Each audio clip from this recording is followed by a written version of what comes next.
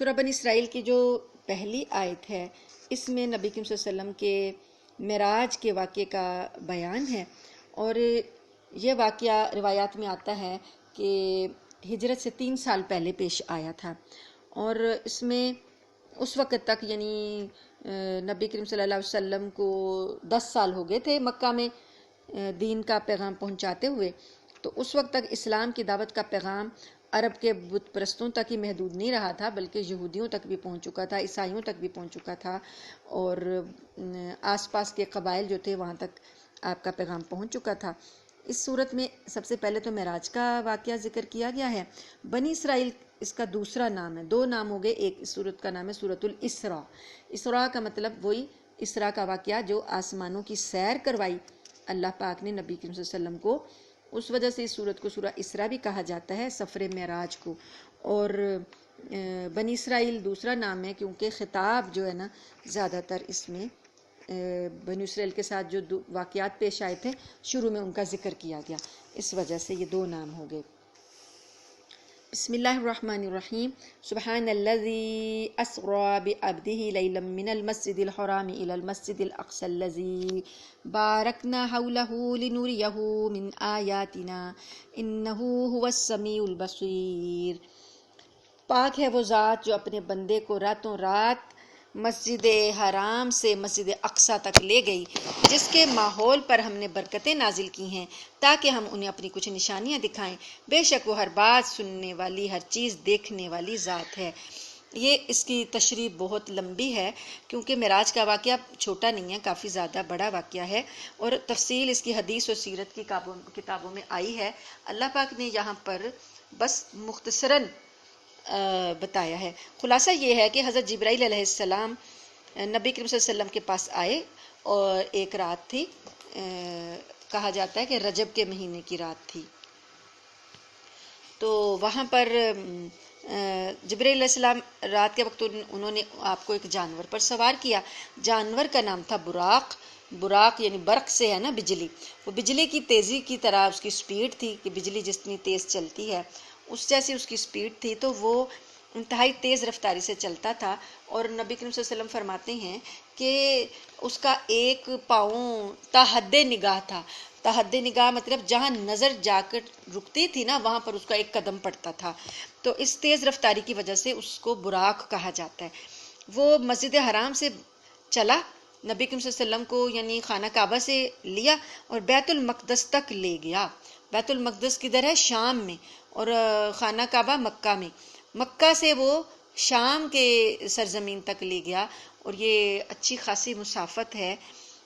تو اس میں یہ تھوڑے سی وقت میں یہ پہلا مرحلہ تھا سفر معراج کا، اسے اسراء کہا جاتا ہے۔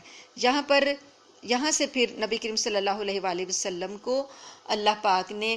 تمام پیغمبروں کی روحوں کو حاضر کر دیا مسجد اقصی میں، وہاں پر وہ سارے صف بنا کر کھڑے ہو گئے، تو نبی کریم صلی اللہ علیہ وسلم کو جبرائیل علیہ السلام نے آگے کھڑا کر دیا کہ آپ ان کی امامت کرائیں گے۔ آپ صلی اللہ علیہ وسلم نے یہاں پر 2 رکعت نماز نفل پڑھائی، اور یہ اس بات کا نبی صلی اللہ علیہ وسلم کو بشارت تھی کہ آپ امام الانبیاء ہیں۔ یہ وہی سال ہے جس سال میں نبی کریم صلی اللہ علیہ وسلم کے چچا ابو طالب، جو کہ آپ کے بالکل پشت پناہ تھے اور آپ کے حفاظت میں لگے رہتے تھے ہر وقت، اور ان کی وجہ سے کفار آپ صلی اللہ علیہ وسلم کو زیادہ تنگ نہیں کر سکتے تھے، اور دوسری ان کا انتقال ہو گیا تھا، اور دوسرا آپ کی سب سے زیادہ غم گسار اور آپ کی خوشی اور غمی میں، تنگی اور ہر لحاظ میں ساتھ دینے والی زوجہ محترمہ حضرت خدیجہ رضی اللہ تعالی عنہا کا بھی انتقال ہو گیا تھا۔ یہ 3 دن کے وقفے سے 2 موتیں ہوئی تھیں، اور ان دونوں کے غم سے نبی کریم صلی اللہ علیہ وسلم نڈھال ہو چکے تھے، یعنی بہت زیادہ رنجیدہ تھے، اور آپ کو کسی جیسے ہوتا ہے نا بہت زیادہ انسان غمگین ہوتا ہے تو اسے کوئی ایک خوشی کی خبر مل جائے تو وہ تر و تازہ ہو جاتا ہے۔ اللہ پاک نے اس غم کی کیفیت میں آپ کو یہ اعزاز دیا، اور آپ کو اللہ پاک نے اتنا بلند رتبہ آپ کو دکھایا بھی اور آپ کو بتایا بھی کہ آپ جیسے اس غم کی کیفیت سے نکل آئے۔ یہاں سے پھر آپ کو جبرائیل علیہ السلام 7 آسمانوں پر لے گئے، اور ہر آسمان پر آپ کی ملاقات پہلے انبیاء سے کروائی گئی، ان میں براہ راست آپ کی تعارف بھی کروایا گیا، اور اس کے بعد ہوتے ہوتے سارے آسمانوں سے اوپر، ساتویں آسمان سے اوپر جہاں پر آسمانوں کی حد ختم ہوتی ہے، وہاں پر ایک درخت ہے بیری کا، جسے سدرۃ المنتہا کہا جاتا ہے۔ منتہا کا مطلب یہی ہے کہ اینڈنگ ہے، انتہا ہے، مخلوقات اس سے آگے نہیں جا سکتی۔ تو وہاں پر بیری کا درخت ہے، وہاں تک اس سے وہاں تک جبرائیل علیہ السلام نبی کریم صلی اللہ علیہ وسلم کو لے کر گئے۔ وہاں سے اللہ پاک نے آپ سے براہ راست ہم کلامی کا شرف آپ کو عطا کیا، اور اسی موقع پر اللہ تعالیٰ نے آپ کی امت پر 5 نمازیں فرض فرمائیں۔ پھر رات ہی رات میں آپ واپس مکہ مکرمہ تشریف لے آئے۔ تو اس آیت میں اس سفر کے پہلے حصے کا بیان کیا گیا ہے کہ اللہ تعالیٰ آپ کو مسجد حرام سے مسجد اقصیٰ تک لے گیا، یہ پہلا حصہ تھا۔ آسمانوں کا سفر جو ہے نا وہ اس میں نہیں بتایا، اس میں اللہ پاک نے بس وہ بتایا کہ بارکنا حولہ لنوریہ، اس بستی میں لے گیا، اس علاقے میں لے گیا جس کے ارد گرد ہم نے برکتیں رکھی ہیں، یعنی شام کا علاقہ، فلسطین کا علاقہ، بیت المقدس کا علاقہ برکتوں والا علاقہ ہے، اللہ نے اس کو برکتوں والا ایریا کہا ہے۔ تو یہاں پر باقی جو اگلے حصہ سفر ہے جو آسمانوں پر اللہ پاک نے آپ کو سفر کروایا، اس کا حصہ تذکرہ سورہ نجم میں آیا ہے۔ تو صحیح روایات کے مطابق یہ ایک معجزانہ سفر بیداری کی حالت میں تھا۔ کچھ لوگ اس سفر کے قائل نہیں ہیں، آج کل کے خاص طور پہ یہ غامدی وغیرہ کے جو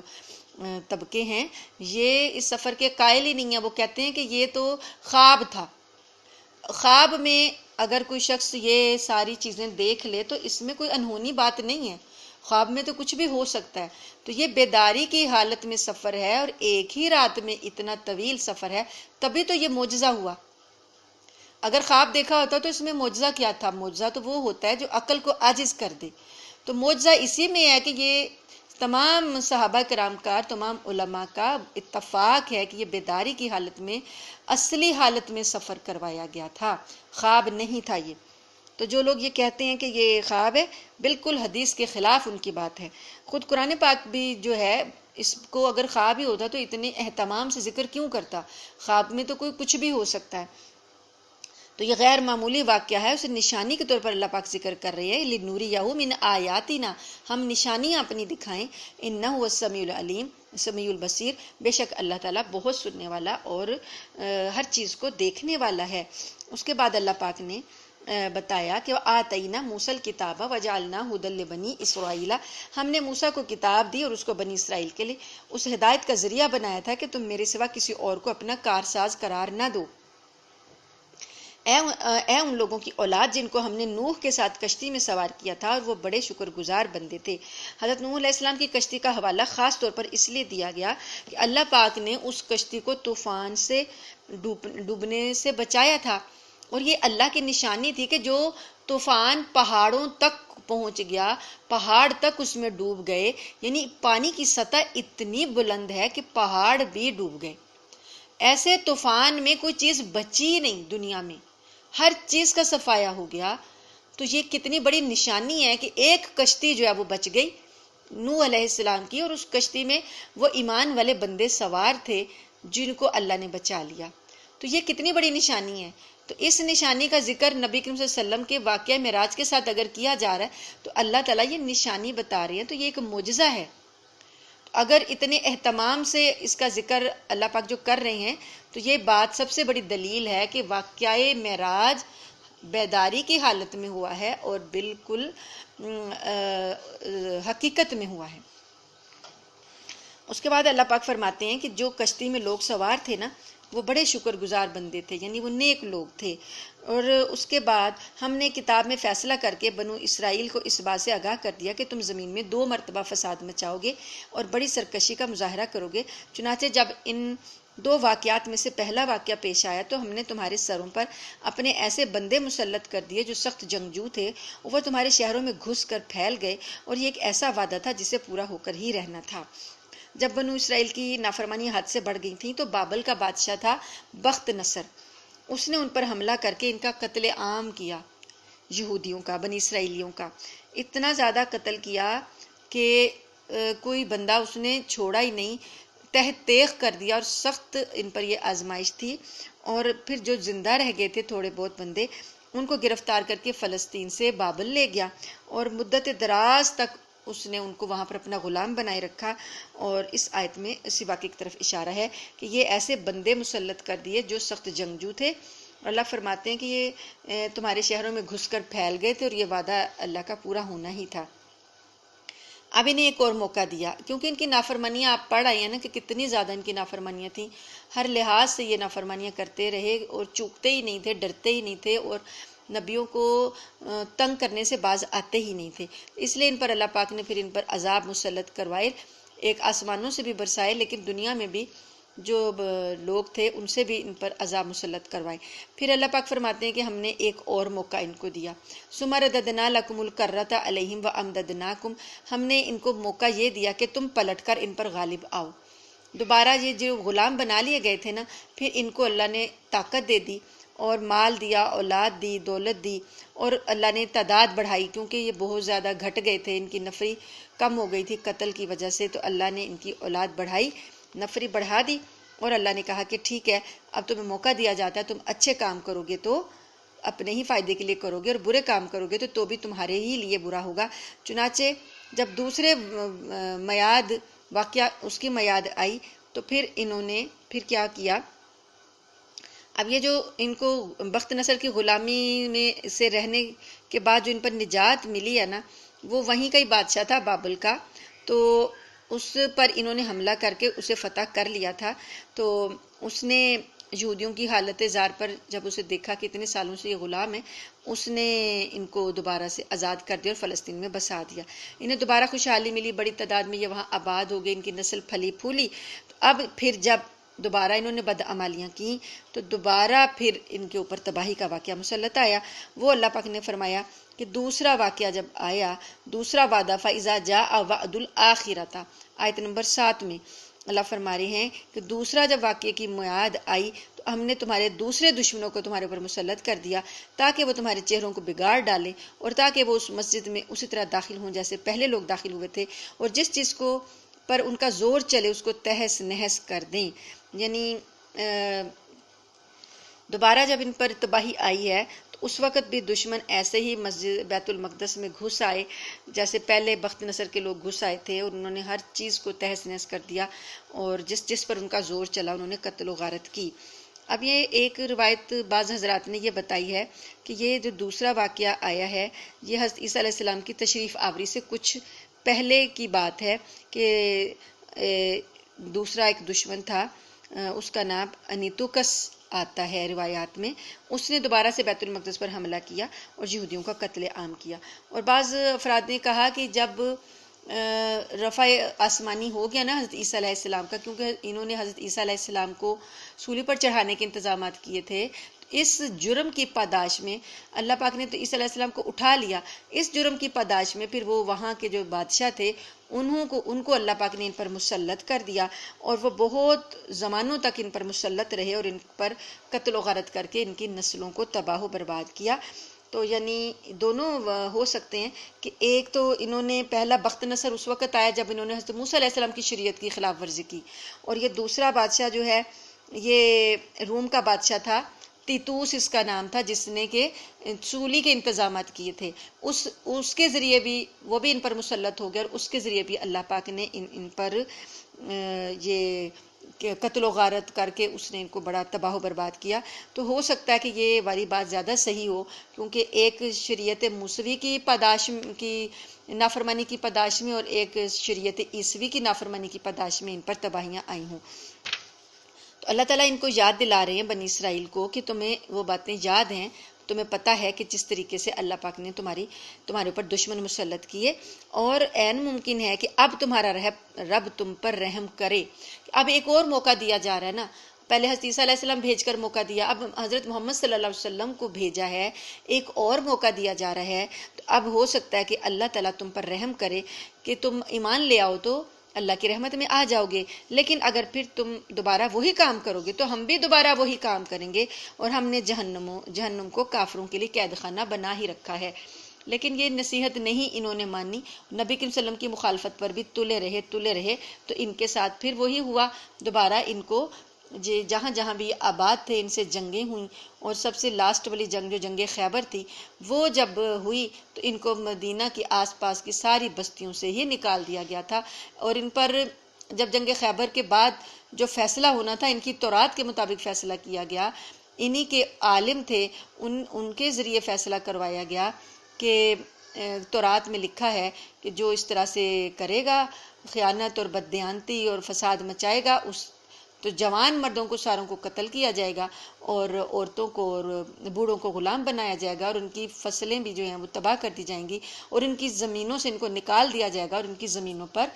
دشمن جو ہیں وہ قبضہ کریں گے۔ یہ چیزیں ان کی تورات میں لکھی ہوئی تھیں،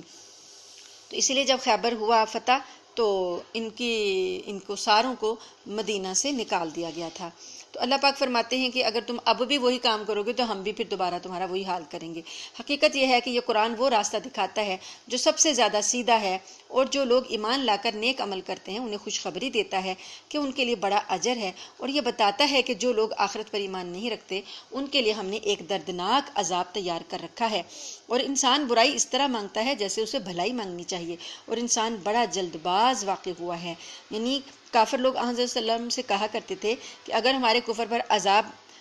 آنا ہے تو فوراً کیوں نہیں آ جاتا، ہم تو اتنا کچھ کر رہے ہیں کیوں نہیں آ جاتا۔ اللہ فرماتے ہیں کہ یہ ایسے جلد بازی کر رہے ہیں جیسے کہ کسی نعمت کو مانگ رہے ہیں، تو یہ اچھی چیز نہیں ہے جس کو یہ مانگ رہے ہیں۔ ہم نے رات اور دن کو دو نشانیوں کے طور پر پیدا کیا ہے، پھر رات کی نشانی کو تو اندھیری بنا دیا اور دن کی نشانی کو روشن کر دیا تاکہ تم اپنے رب کا فضل تلاش کرو۔ رات اور دن کا آنا جانا کہ رات کو انسان آرام کرے اور دن کو اللہ کا فضل تلاش کرے، اس میں اللہ کی نشانی ہے، اور تاکہ تمہیں سالوں کی گنتی اور مہینوں کا حساب معلوم ہو سکے۔ رات اور دن سے پتہ چلتا ہے نا، اب اتنا ہفتہ ہو گیا، مہینہ ہو گیا، سال ہو گیا، تو یہ گنتی کا ایک ذریعہ اللہ نے بنایا، اور ہم نے ہر چیز کو الگ الگ واضح کر دیا ہے، اور ہر شخص کے عمل کا انجام ہم نے اس کے اپنے گلے سے چمٹا دیا ہے۔ گلے سے چمٹانے کا کیا مطلب ہے؟ کہ ہر شخص کے تمام اعمال لکھے جا رہے ہیں،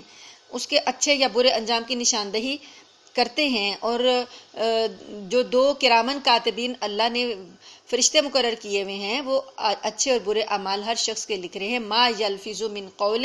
الا لدیہ رقیب عتید، سورہ قاف میں اللہ تعالیٰ فرماتے ہیں کہ انسان کے منہ سے ایک لفظ نکلتا نہیں ہے کہ ہمارے نگران اور چوکس فرشتے اس کو لکھ لیتے ہیں۔ تو یہ اس کے گلے سے چمٹا دیا گیا، وہ بچ کے کہیں نہیں جا سکتا۔ یہ اللہ تعالیٰ کی سی آئی ڈی ہے،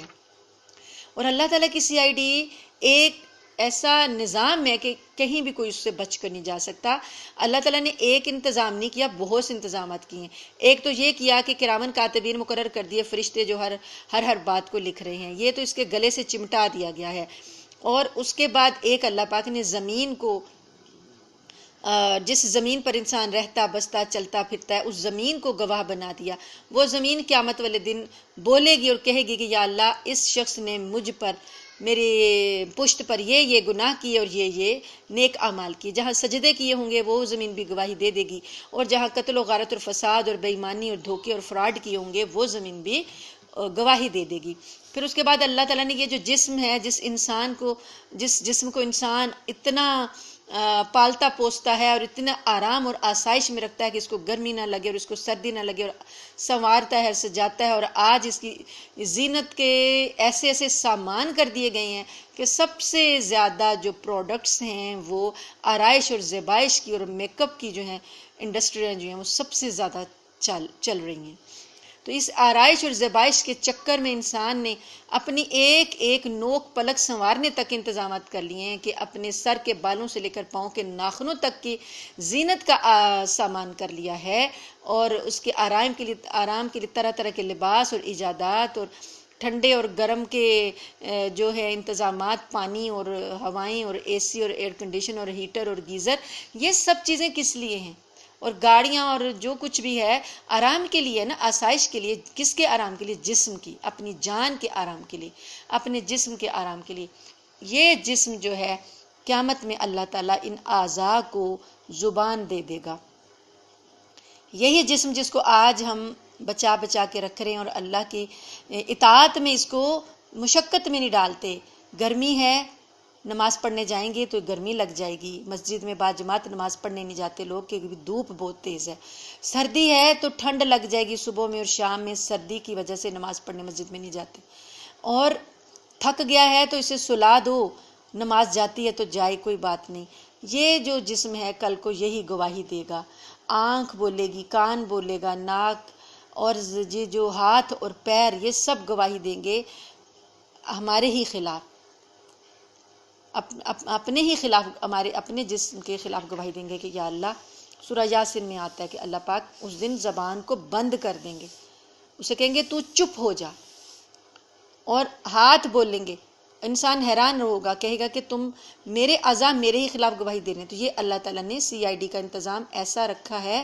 جس سے بچ کر انسان کہیں نہیں جا سکتا۔ تو بہت 5 تقریباً نظام ہیں۔ تو کائنات کے اندر جو ویوز ہیں، وہی ویوز جو ہیں جو میری آواز کو آپ تک پہنچا رہی ہیں اور آپ کی آواز کو مجھ تک پہنچاتی ہیں۔ اب وہی ویوز جو ہیں جو ہمیں ہمارے باہر جو بچے یا شوہر یا جو بھی رشتہ دار باہر ہیں، ہم ان کی تصویر بھی دیکھ لیتے ہیں اور ان سے بات کر لیتے ہیں، یہ ساری ویوز جو ہیں، یہ سارے کے سارے ریکارڈ، ہماری ویڈیوز تیار ہو رہی ہیں، آڈیوز تیار ہو رہی ہیں، یہ سارے کے سارے اللہ تعالیٰ فلمیں اس دن قیامت والے دن چلا دے گا۔ انسان نہیں مانے گا نا کہ میں نے تو یہ کیا ہی نہیں، کیا ہی نہیں، کیا نہیں، تو اللہ تعالیٰ فلم چلا دے گا کہ لو دیکھ لو، یہ ویڈیو دیکھ لو، تمہارا سارا کچا چھٹا کھل کر سامنے آ رہا ہے۔ تو ریکارڈنگ جیسے آج ہمارے کیمرے ہیں، پہلے زمانے میں شاید لوگوں کو یہ بات سمجھ میں نہ آتی ہو،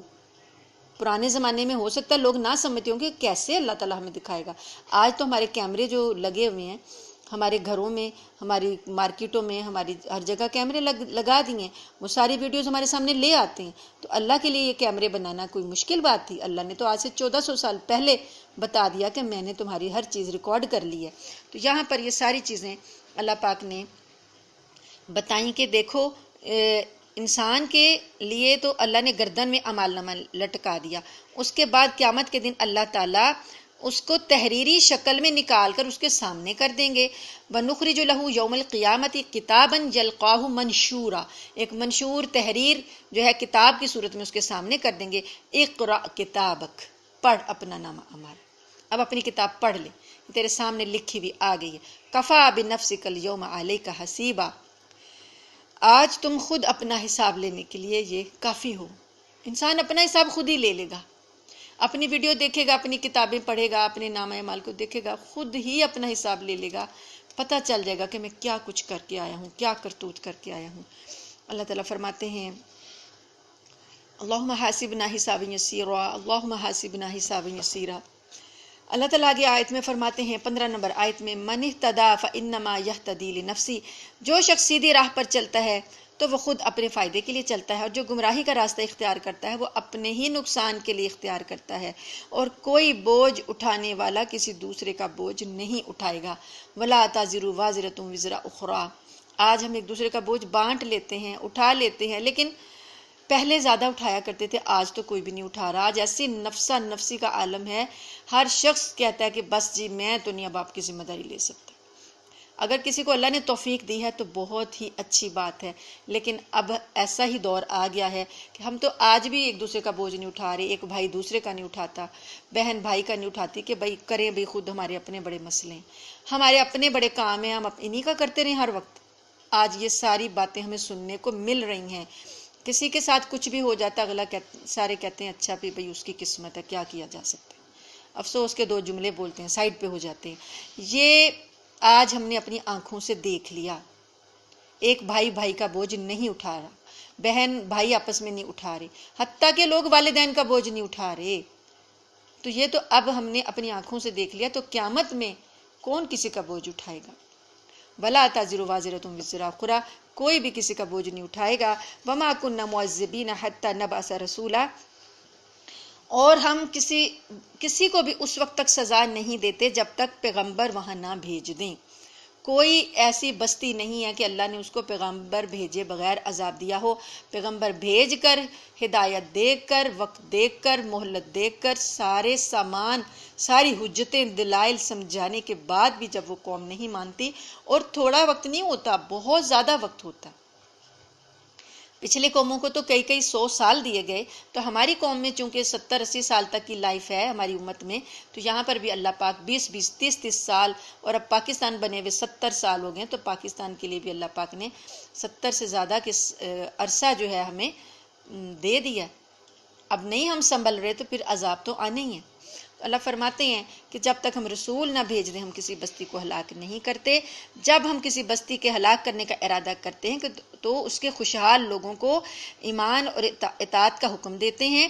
وہ نہیں کرتے، وہ نافرمانیاں کرتے ہیں۔ سب سے زیادہ خوشحال لوگ نافرمانیاں سب سے زیادہ کرتے ہیں، تو ان پر بات پوری ہو جاتی ہے، چنانچہ ہم انہیں پھر تباہ و برباد کر ڈالتے ہیں۔ یعنی اللہ پاک خوشحالی دیتے ہیں اور کہتے ہیں کہ اب میری فرمانبرداری کرو، نہیں کرتے تو پھر اللہ انہیں تباہ کر دیتے ہیں۔ اور کتنی ہی نسلیں ہیں جو ہم نے نوح کے بعد ہلاک کی، اور تمہارا رب اپنے بندوں کے گناہوں سے پوری طرح باخبر ہے، سب کچھ دیکھ رہا ہے۔ جو شخص دنیا کے فوری فائدے چاہتا ہے تو ہم جس کے لیے چاہتے ہیں، جتنا چاہتے ہیں اسے یہیں پر جلدی دے دیتے ہیں۔ ملنا تو اتنا ہی ہے جتنا اللہ نے چاہنا ہے۔ کوئی دنیا کے فائدے کے لیے محنتیں کرے جا رہا، اللہ پاک فرماتے ہیں آخرت اس کے مد نظر نہیں ہے، تو ہم جتنا ہم چاہتے ہیں اتنا ہی دیتے ہیں، جتنا دینا اللہ نے اتنا ہی دینا ہے، لیکن جلدی دے دیتے ہیں، دنیا میں دے دیتے ہیں۔ پھر جہنم میں ہم نے اس کے لیے رکھ چھوڑی ہے، جب وہ اس میں داخل ہوگا تو ذلیل و خوار ہو کر داخل ہوگا۔ اور جو شخص آخرت کا فائدہ چاہے اور اس کے لیے ویسے ہی کوشش کرے جیسی اس کے لیے کرنی چاہیے، جبکہ وہ مومن بھی ہو، تو ایسے لوگوں کی کوشش کی پوری قدردانی کی جائے گی۔ اے پیغمبر صلی اللہ علیہ وآلہ وسلم، جہاں تک دنیا میں تمہارے رب کی عطا کا تعلق ہے، ہم ان کو بھی اس سے نوازتے ہیں اور ان کو بھی، یعنی جو یہاں پہ لوگ ہیں دنیا میں نافرمان ان کو بھی نوازتے ہیں، اور جو اللہ کے فرمانبردار ہیں ان کو بھی نوازتے ہیں۔ تو اللہ نے وما کان عطاء ربک محظورا، تمہارے رب کی عطا کسی کے لیے بند نہیں ہے، اس کی عطا جو ہے سب پر کھلی ہے، یہ اس کی رحمانیت ہے۔ اس کی رحمانیت جو ہے یہ صفت جوش والی صفت ہے رحمان، جس میں کہ اللہ تعالیٰ کی صفت جوش مارتی ہے رحمت کی، تو وہ سورج کی روشنی بھی سب پر دیتا ہے، بارشیں بھی برساتا ہے، خوراک بھی دیتا ہے، کسی کافر کی وہ روٹی بند نہیں کرتا۔ تو اللہ فرماتے ہیں کہ اس کی عطا جو ہے نا وہ بند نہیں ہے کسی کے لیے۔ دیکھو ہم نے کس طرح ان میں سے ایک کو دوسرے پر فضیلت دے رکھی ہے، اور یقین رکھو کہ آخرت درجات کے اعتبار سے بھی بہت بڑی ہے اور فضیلت کے اعتبار سے بھی۔ یعنی ہم دنیا میں اپنی حکمت کے تحت کسی کو زیادہ رزق دیتے ہیں، کسی کو مرتبہ زیادہ دے دیتے ہیں، کسی کو کم دیتے ہیں، کسی کو اولاد زیادہ دیتے ہیں، کسی کو کم دیتے ہیں، کسی کو صلاحیتیں زیادہ دیتے ہیں، کسی کو کم دیتے ہیں۔ یہ اللہ فرماتے ہیں کہ ہم نے دنیا میں یہ فرق رکھا ہے، کس ایک کو دوسرے پر فضیلتیں عطا کی ہیں، تو آخرت اس کو ملے گی جس نے آخرت کے لیے زیادہ کوشش کی ہوگی، اور وہ فضیلت کے اعتبار سے بہت زیادہ ہے۔ اللہ کے ساتھ کسی اور کو معبود نہ بناؤ، ورنہ تم ملامت زدہ اور بے یار و مددگار ہو کر بیٹھ جاؤ گے۔ اب نبی کریم صلی اللہ علیہ وآلہ وسلم کو اللہ تعالیٰ نے توحید کا پر کاربند رہنے کا حکم دیا کہ آپ نے کبھی بھی اللہ کے ساتھ شرک نہیں کرنا۔ اور اس کے بعد یہ جو آگے احکامات آ رہے ہیں، یہ وَقَضَىٰ رَبُّكَ أَلَّا تَعْبُدُوا، یہ آیات جو ہیں ان میں وہ احکامات ہیں جو تورات میں دیے گئے تھے یہود کو، بنی اسرائیل کو، سارے یہی باتیں ان کو بھی دی گئی تھیں جو کہ اب ہمیں اللہ پاک نے یہ دی ہیں۔